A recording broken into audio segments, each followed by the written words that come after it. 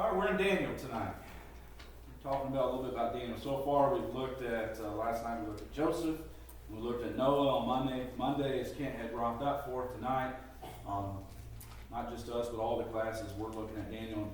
What if we had been Daniel? We're going to look at some major points in the life of Daniel. Had we been Daniel, would have we made the same decisions, the same choices that Daniel had made? Of course, Daniel was a prophet of God, and we read about him in the book that's titled after himself, which is the book of Daniel. And I believe that Daniel serves us very well as a very good example for how we ought to live in this life, in this society, the culture in which we live today.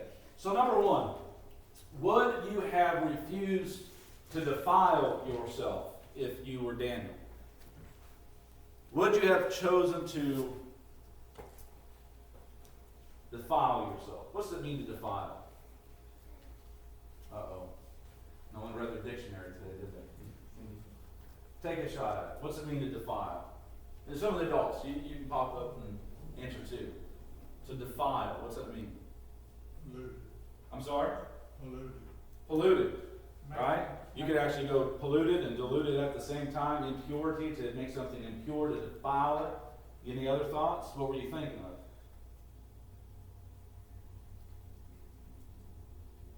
Wow. That's deep. Any particular thought that you had? Defile? Did you think of an illustration, something that you might have did to defile? How would you defile the carpet here? Or let me ask, how would you defile a cup of water? If you put lead in it, would you drink it? I mean, it's defiled, right? It's impure, right? It's been compromised, if you will. So, Daniel refused to compromise something of himself, right? He refused to allow himself to be impure. He refused to allow that to take place. And so when the king of Babylon defeated the king of Judah, he told one of his servants, in fact, we find this in Daniel chapter 1, there in verse 3, then the king instructed Ashpenaz, the master of the eunuchs, to bring some of the children of Israel and some of the king's descendants and some of the nobles. And so to bring some of the children of Israel, some of the king's descendants, some of the nobles, young men in whom there was no blemish, but good looking, gifted in all wisdom, possessing knowledge, and quick to understand. That would have ruled me out right there. That's the good looking part. But nonetheless, he was supposed to bring back good looking men, gifted in all wisdom, possessing knowledge, and quick to understand, who had the ability to serve in the king's palace, and whom they might teach the language and the literature of the Chaldeans. Now, these individuals had to be pretty special, right? I mean, to meet all these requirements, do you feel like you meet those requirements that the king was looking for? Not one of you? You don't think they would look for you? I bet they would. You're all good looking, I think. Let's see, do you possess knowledge? What kind of knowledge? You think it's just your ABCs? 1, 2, 3? Certainly more than that, right? But anyway, here's the point. Daniel was one of those men. Daniel met those qualifications. No blemish, good looking, gifted in all wisdom, possessing knowledge, quick to understand. He had the ability to serve in the king's palace, and whom they might be able to teach the language and the literature of the Chaldeans. And so Daniel was one of those, and he was taken to the king back to Babylon. And so what the king did is he set aside some of the things that he preferred to eat, that he preferred to drink, his delicacies, if you will. And so if you were to go into a king's palace and you were to go into the eating room, or what they might call that in the right term, I don't know. But if you were to go in there and they set a feast on the table, these are the things that the king himself would choose to eat. This isn't something that his servants would receive, or the community would be eating. This was far above and beyond those kind of things. And so the king set these things out. And he wanted them to eat and wanted them to drink these things with Daniel, that is, and with the other young men there. But in verse 8, it says, but Daniel purposed in his heart that he would not defile himself with these things. Daniel purposed in his heart that he would not defile himself with these things. Is there anything wrong with the food itself? Or the drink? I mean, you're sitting before all this great food, this feast, right? Could there have been something wrong with it? Did he think it was poisoned? Was it poisonous? In the sense of that's why he didn't want to bring impurity into his body. Maybe they like to drink spoiled milk. And he couldn't dare think of bringing himself to drink spoiled milk, right? Or the meat. It was meat that was just maggots all over. Not to get too gross. I don't want to make anyone's stomach turn, okay? Is that the kind of food that was probably played? No, this is king's food. This is what the king would have been eating out of. I was just going to say, it wasn't by itself anything wrong with it. He just knew God wouldn't want him to eat with meat. It tells us that this was king's food. This was the best food in the kingdom. This is as good as it's going to get. You're not going to get any better than this food that's in the kingdom. That's what it tells us in the text. And if Daniel had eaten from them, however, he says that he would have defiled himself. He would have caused impurity to come into himself. And so why did Daniel not defile himself with these things? What do you think? Why did Daniel decide not to defile himself with the king's food and the king's drink? What do you think, Dave?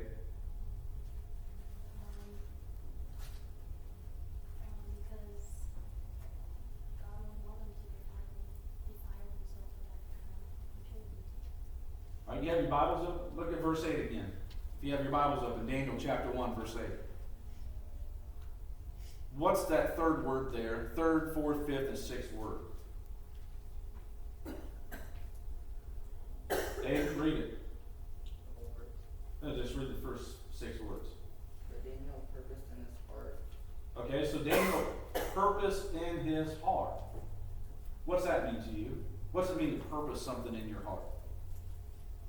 Made his mind up. Made his mind up. We might also call that something of conviction. Isn't that right? He was convicted. He was convicted. This is not the right thing to do. Is it because he's eaten at several king's tables and this just happened to be the king's table he didn't prefer, so he had it with himself? I'm not going to eat of this. It's not as good as I've had. No, that's not what we're seeing here. We're seeing that Daniel did not defile himself with these things because he purposed in his heart. What's it mean to purpose in your heart something? It means, as Bob said, you make up your mind. You're convicted in these things. You're making up your mind, and you're not going to go against what your mind or what your conviction or what your purpose is to do that. How about we make that application today as Christians, as members of the Lord's body? How about we make an application of purposing in our heart to do something that otherwise many people might find themselves doing, and we shall not? What do you think, Abe? Well, I was going to think, don't make a decision to follow Jesus, like a commitment to follow Jesus. Decision versus commitment, okay. But a little bit more specific. What would you do as a Christian? What things have you purposed in your heart to do in your life, you're convicted against, that if you're challenged with it and it's set right before you, that you'll push yourself away and say, absolutely not. I have nothing to do with this. What might that be? Say it out loud. Alcohol. That's a great one. And so it's sitting right there. Does the Bible commend or condemn it? Condemns. Condemns drunkenness. Condemns drinking the strong drink. It's what's it like? What's it compared to in Scripture? Snake. A snake. That viper that bites. It's compared to that, right? There's nothing good that's going to come from it. Only bad things come from it. Nothing good.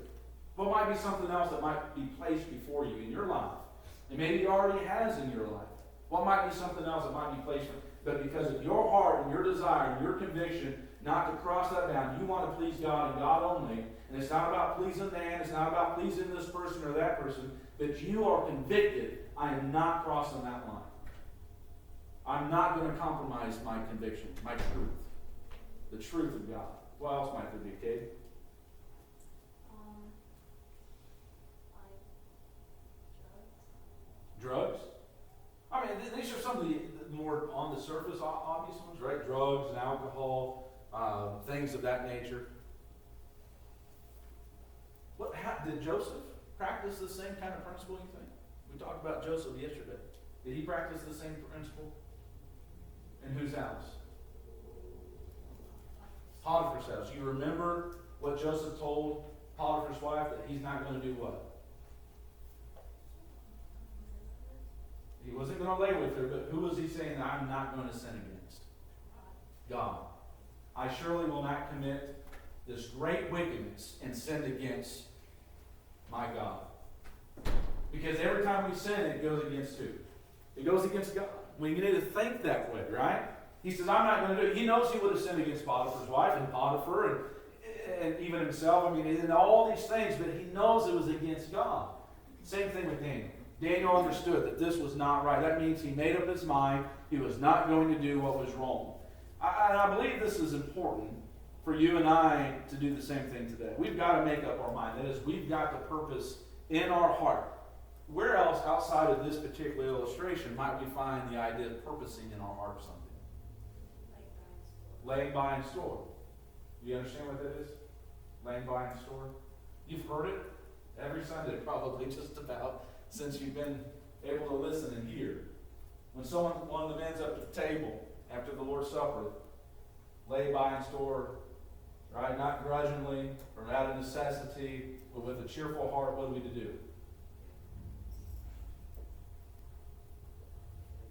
Give.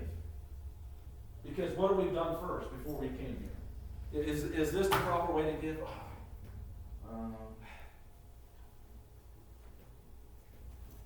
put a hamburger here.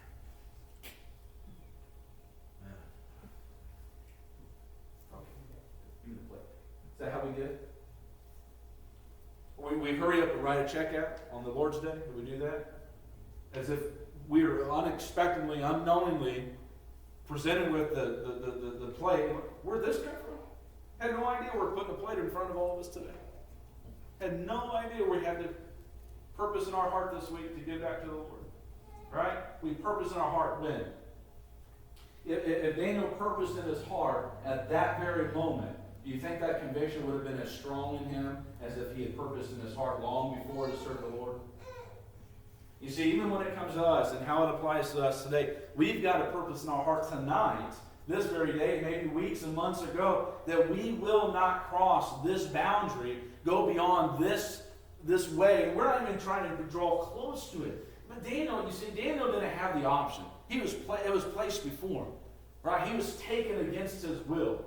He was brought into this place. He was one of the individuals that the king said, go search for and bring them back. And he was going to try to serve them delicacies and stuff. But instead, what does Daniel and the other men choose to do? What do they choose to do? They choose not to eat of this, but what do they choose to eat? I'm sorry? Vegetables and water. Right? And what was the fear on whose part? What was the fear on whose part? Anyone else? The chef, right? What was the fear? That the king would chop his head off. Chop his head off. Because the king said, give them these foods. And Daniel and the others said, no, we're not going to take of these foods. You know what? Let us have the vegetable. Let us have the water. Give us a span of time. At the same time, if we look malnutrition or if we look in certain such way that brings concern, then you know what? But did it happen? No, it didn't. God was with them. And so it's important that we make up our mind, we purpose in our heart that we're not going to do certain things that are wrong. And we need to stick to that decision. So I ask you this evening, have you purposed in your heart certain things not to do so as to not disappoint God? Because if you've not been exposed to it now, and all adults here, they can say yes to this. If you've not been exposed to it now, at some time in your life, there will be someone or some situation that is going to present a temptation or an opportunity to you, like it happened to Daniel, to defile yourself. And it won't be once, it won't be twice. Satan is going to come knocking on that door as often as he can. And if you are not rooted in Christ, if you're not rooted in your convictions to serve him faithfully, then Satan is more likely to win that battle than you. We've got to be convicted. We've got to be purposed in our heart. Secondly, if you're a Daniel, would you have explained the writing on the wall? Why would I put this one on here? Why do you think I would put this one on here, Hayden?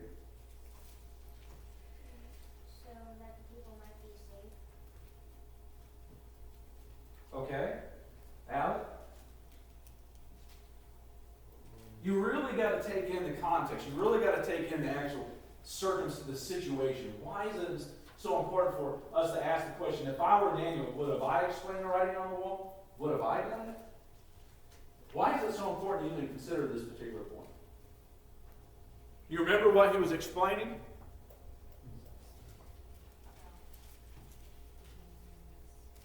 The king of what? The kingdom. What was happening?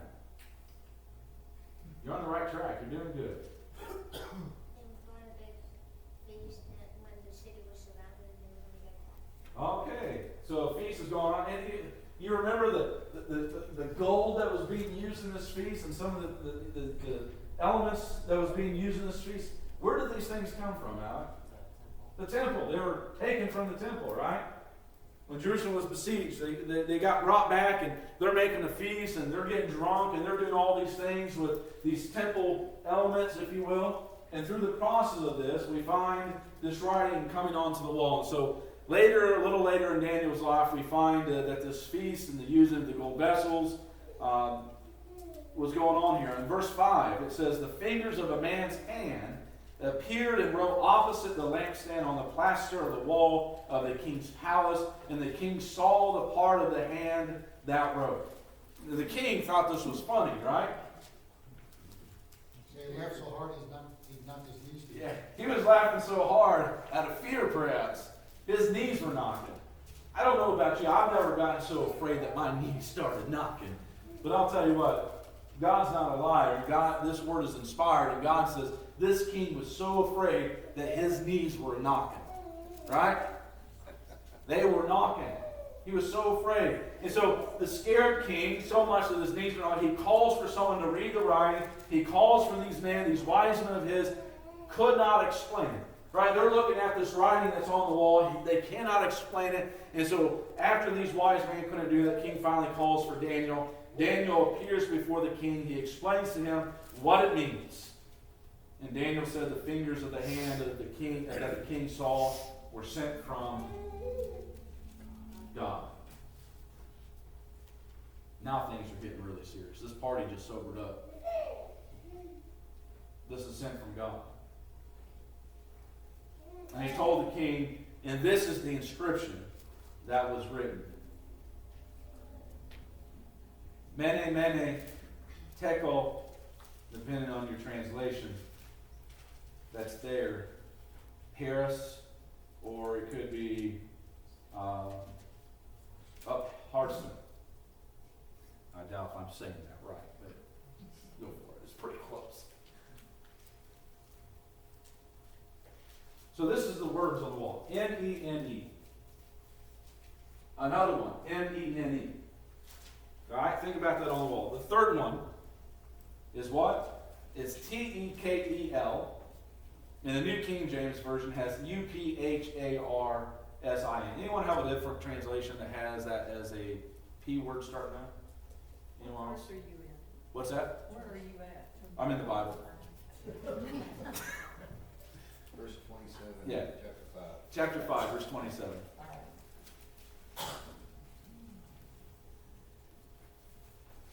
It's a person was on the wall, but when he translates it, or Right. gives the meaning, he uses the word perez, which must be part of it. Anyone have any idea what these words mean? I mean, you? Time, number. You're getting there, though. You're right there. So, mene, God has numbered your kingdom, and it's finished. Anything that you see particularly interesting as to why the word numbered or that mene is there twice? Any particular thing that we find relevant with that, even going into the New Testament scriptures? For you adults, do you catch that there? Mene, mene.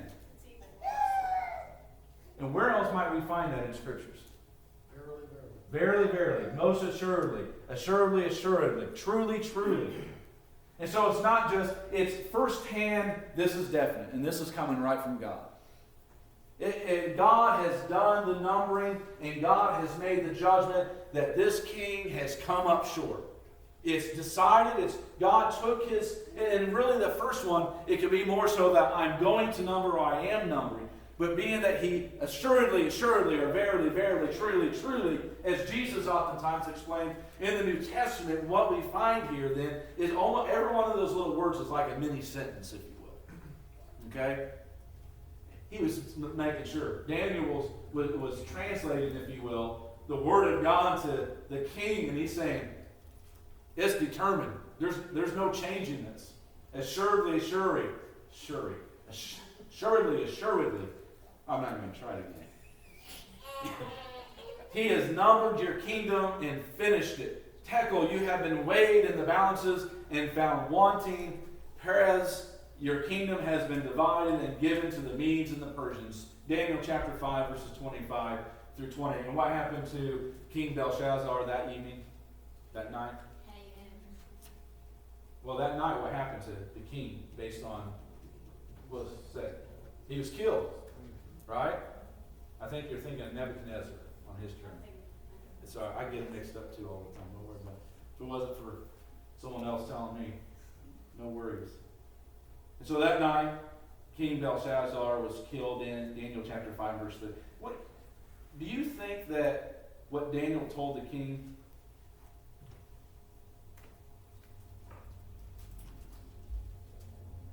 was glad for the king to hear? Now you're kind of seeing why I put this one on there. If you were Daniel, what do you explain the writing on the wall? He's a king. Let's not misunderstand him. He's a king. He has the ability to put you to death right now. And you're going to go in there. He's used his wise men. His wise men have no idea what this writing says. And you're going to go in there and you're basically saying it's over for you. Ross? He's done it before. He has done it before. He told Nebuchadnezzar, but he didn't want to have to tell Nebuchadnezzar. That's right. When, regarding what was going to happen to Nebuchadnezzar, he was going to eat grass like the beasts of the field.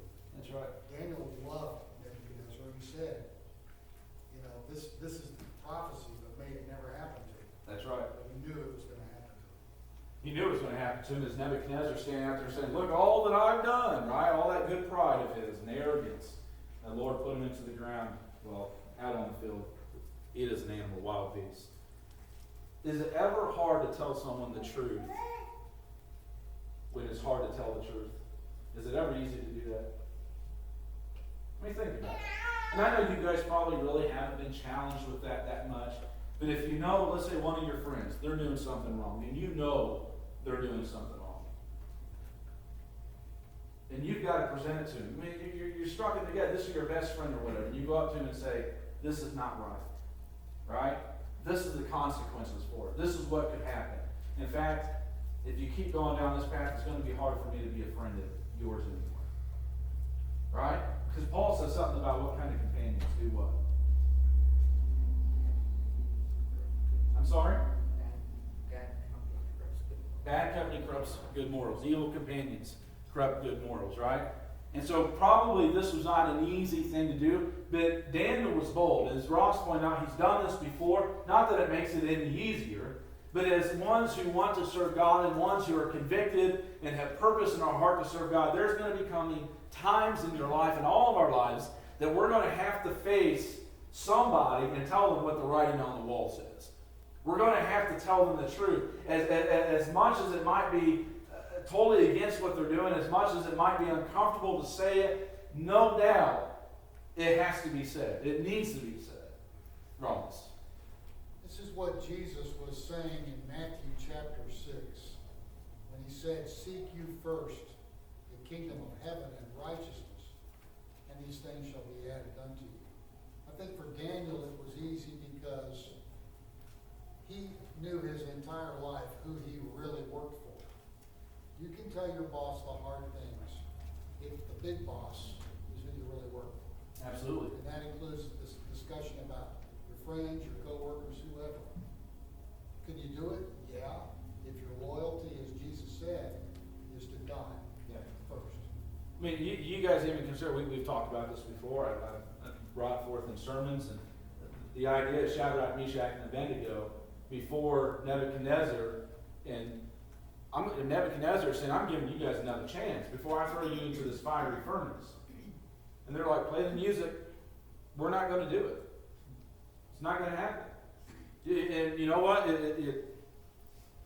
If God is with us, He's with us through it, and He saves us. If He's not, then we've departed this world knowing that we purpose in our heart, we're not going to worship idolatry. We're not going to be idol worshipers. We're not going to worship man. We worship God and God alone. That's it. That's what we purpose in our heart. That's our conviction. We will go not outside that conviction. Daniel was much the same way. Joseph was men of faith. You'll find no different than this. You'll find it often. And so if you had been Daniel, would you explain the writing on the wall? I hope and pray that we would. What about this? Would have you been blameless? All right, so we move on a little bit further along the line because Daniel was who he was, and because God was with him, he held this very high position in the kingdom. When you begin to climb the ladder of success, so to speak, there's other people along the way that look upon you and they kind of get this certain feeling about you. What might that be? Jealous. They get jealous, right? Because you're doing better than them. But here's the thing. God was with Daniel. Daniel was a man of conviction. He purposed in his heart to do the things of God. And I'll tell you right now, I don't have any young girls in here, but you young men, one day you're going to grow up, you're going to have a career, you're going to be working, you're going to be providing for a family. Never, ever, ever cross that line. Go back on your convictions. Give up on God. I've seen it often, and often enough, when good-hearted Christians that are convicted in their faith and own their faith, they live their faith. It's not just something they put on Sunday, and they actually apply that in every facet of their life, in the family, in work. You'll do just fine in life. God will be with you. That's not to say you're never going to have upsets. That's not to say that you're never going to find yourself in a valley. But God's with you there too. Because you purposed in your heart to live for God. These men were jealous of Daniel. So what did they want to do? Well, they wanted to hurt him. They didn't just want to get rid of him. They wanted to hurt him some way, somehow. And in Daniel chapter 6 and verse 4 says, so they sought to find some charge against Daniel concerning the kingdom, but they could find no charge or fault. Why? Because he was faithful, nor was there any error or fault found in him. Because of the good man that Daniel was, and because of the good life that Daniel lived, a life of following God, these individuals could find no fault in this man. In Daniel, there was nothing. They could find no error in him. He dotted the I's, he crossed the T's, he was honest, he was ethical, he was moral, he was God-fearing, and he had convictions.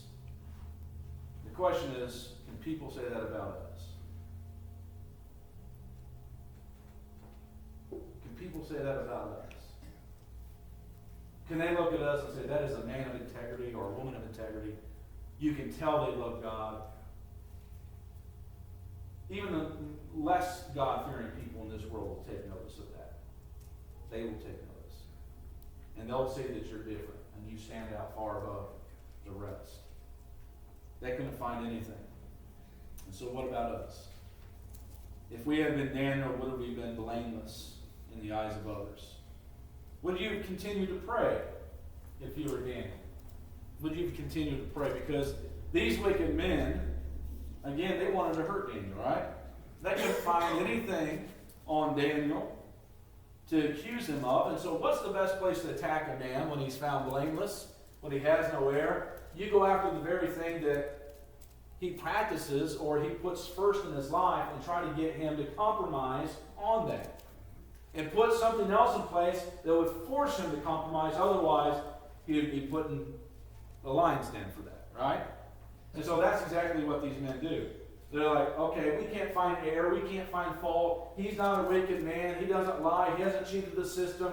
He hasn't stolen this or that. He hasn't murdered. He hasn't coveted. He hasn't committed this. And so what do we do? Well, because of who he is and what he's been able to do, we know who he serves. And so let's attack that relationship. And if we get to the point where we begin to attack the relationship that he has with his God, it causes him to try to compromise on that and put a rule in place to say that he has to do it and he doesn't do it. Well, there we go. We got to try. Because you know what? They knew he was so convicted that he would not compromise his relationship with God.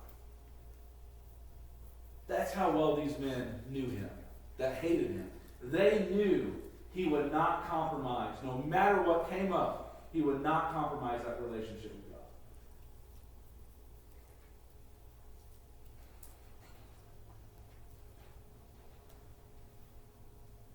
In Daniel chapter 6 and verse 5, they said, we shall not find any charge against this Daniel, unless we find it against him concerning what?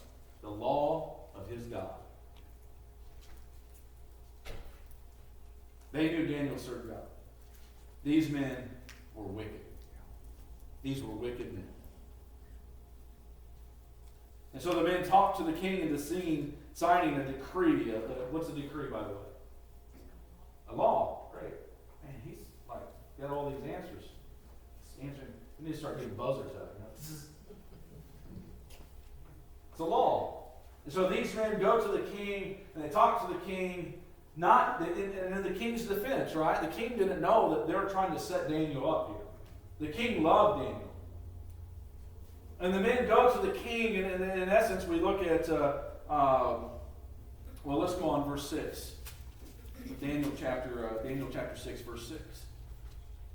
So these governors and satraps thronged before the king and said thus to him, King Darius, live forever. Basically, what they're doing is buttering up, right?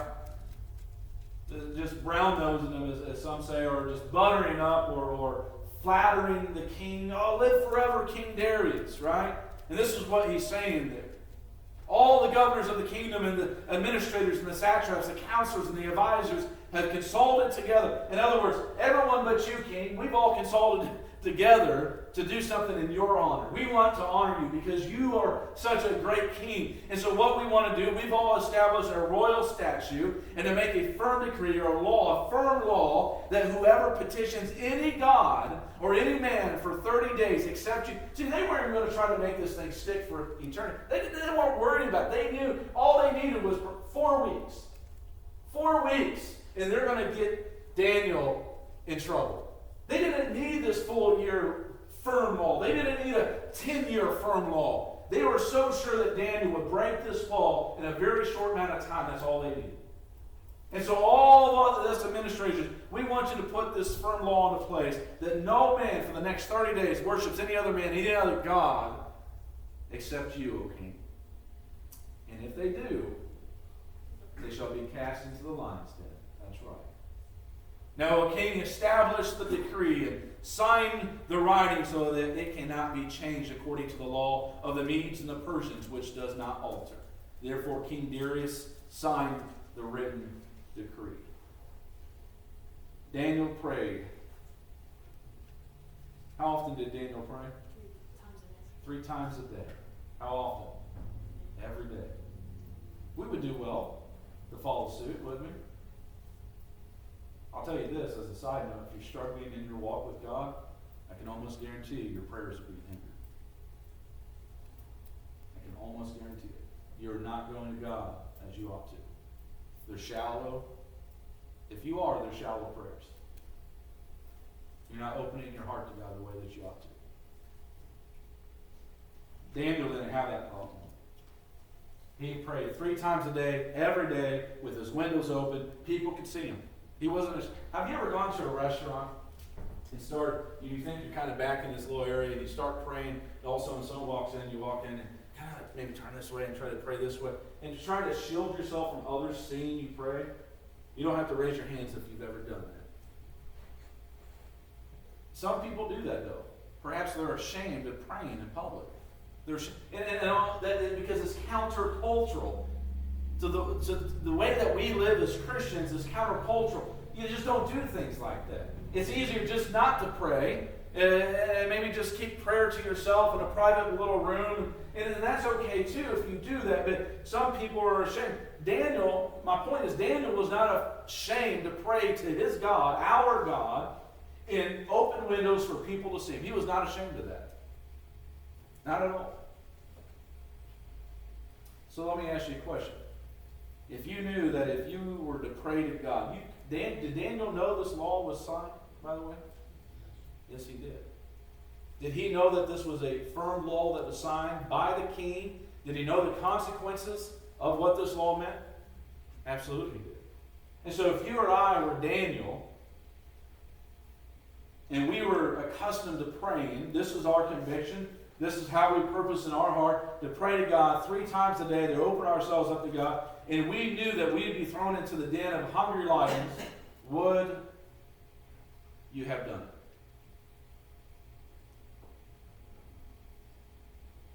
Let's be honest. Let's be honest. Ross? Why don't we ask ourselves an interesting question? Sure. The obvious question.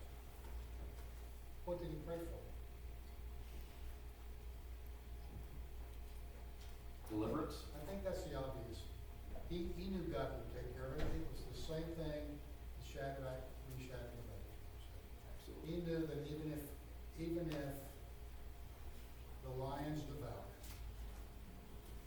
This is what I love about this, though. Daniel didn't even close his windows.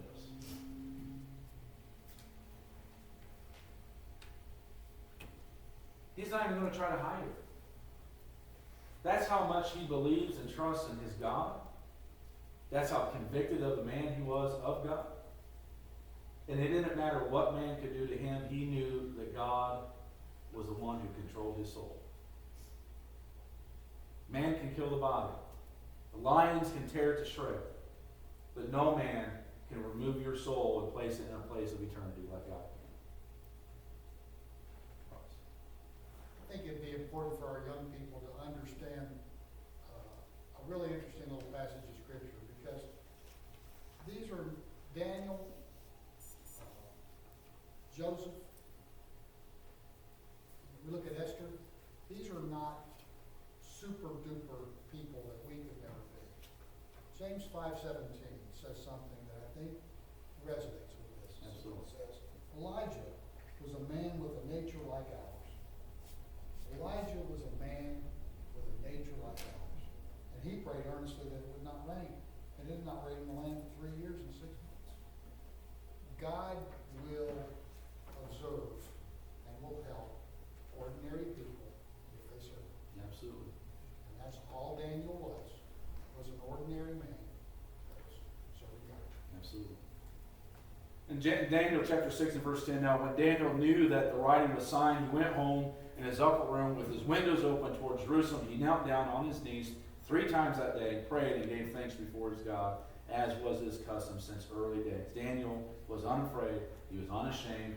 He worshiped God as usual. We've done the same thing. I hope and pray that we would have. 5 minutes left. Let's consider the last point. Would have you escaped the lion's den? And this kind of really, the last point segues into this, right? Because Daniel kept on praying. He knew he knew the law was in place. And these wicked men told the king, hey, we found Daniel. Guess what we found Daniel doing?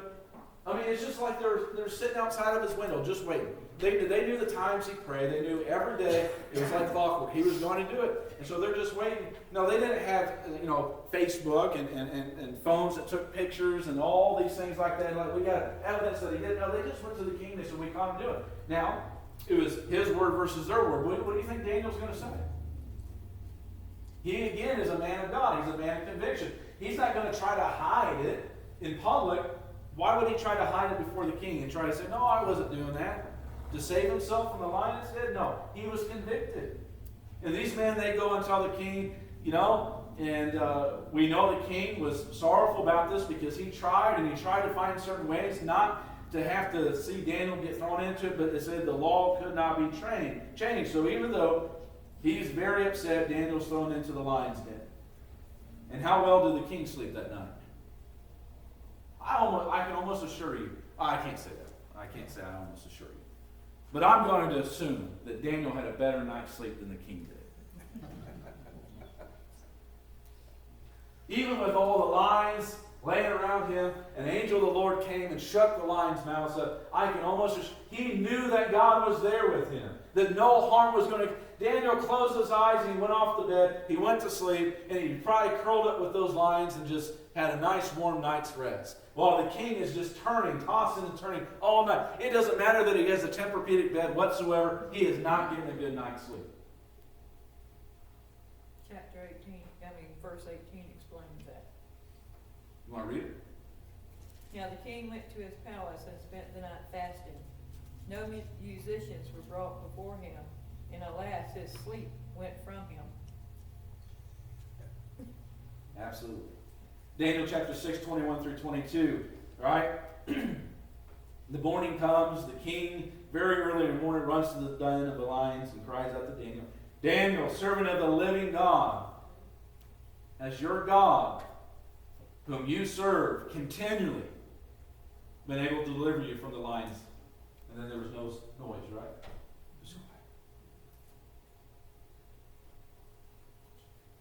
Daniel answered, O king, live forever. My God has sent his angel, shut the lions' mouths so that they have not hurt me, because I was found innocent before him, and also, O king, I have done no wrong before you. Why did God send the angel to shut the lion's mouth up? Hey, So you to stay. but what about Daniel? Say it, yes. So the lions, but why did he do that? So you could further, like, What was Daniel not? Starts with a G. G-U-I-L. Guilty. Guilty. He's going to start playing hangman. He was innocent. He was innocent before God. He even explains that God knew I was innocent. God knows all things. I can hide from things from men, but I can't hide things from God. And he says, God knew I was innocent, and I was innocent before you. God was not going to let me to perish this way. Daniel was innocent. To be innocent is to have done nothing wrong. And Daniel did nothing wrong. Daniel chapter 6 and verse 23, no injury whatsoever was found on him because he believed in his God. Daniel escaped the lion's den because he believed in God. He kept his commandments. He was a man of conviction. He purposed that in his heart, and God delivered him, as he promises to do with every one of us who are faithful unto him till death. Thanks for your comments.